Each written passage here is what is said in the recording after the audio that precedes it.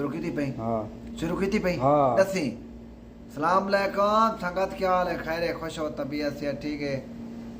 साडे YouTube channel को like follow किता करो बिल्कुल सपोर्ट कीती करो वीडियो बने ना पई हाँ वीडियो बने ना पई हाँ मेरे को दसी मामला शुरू थी वेदा हाँ संगत बड़ी खैर होवे बस मोहब्बत साडा मड्यो साडा यार रू है पार आया वने दा उम्र थे उम्र रात कर गए हमको मिलना है यार वैसा मिलन जिद्दे आया वदे ब्याह संगत लव यू थी गया ये सारा बंदा बैठे मुझे को वाट देना बैठे तो अदा खैर सलाहकार गए अदा सारे बंदा इधर को थिकले दे वदू नवा नवा आया वदे वाले शुदा दे में क्वाली डा नहीं दा संगत को सपोर्ट करो सको संगत सपोर्ट ही करो सको सारे YouTube चैनल को सपोर्ट करने पे कर दे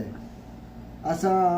कोशिश की थी वीडियो बनाने सको सपोर्ट नहीं कर दे क्या वजह पता नहीं यार बंदे गरीब हूं हाँ ब्याह संगत ठीक होता खैर है खुश हो तबीयत ठीक है असा दा काम तो वाला ही हूं तो दुआ में 4:30 बजे साडी छुट्टी होती है 4:30 बजे मकान ते बोलो इतना टाइम ही कहने होता वीडियो बनावन दा पहले बना तो सकते भाई मकान ते आयो तो खैर दी थी मकान ते बड़नो चाह शाह पीने जदी बड़ा खान पीन बड़ा दी लाए वे सोवे तो चाह दा घुटड़ा लेने पे तोड़ी दुआ में खैर हो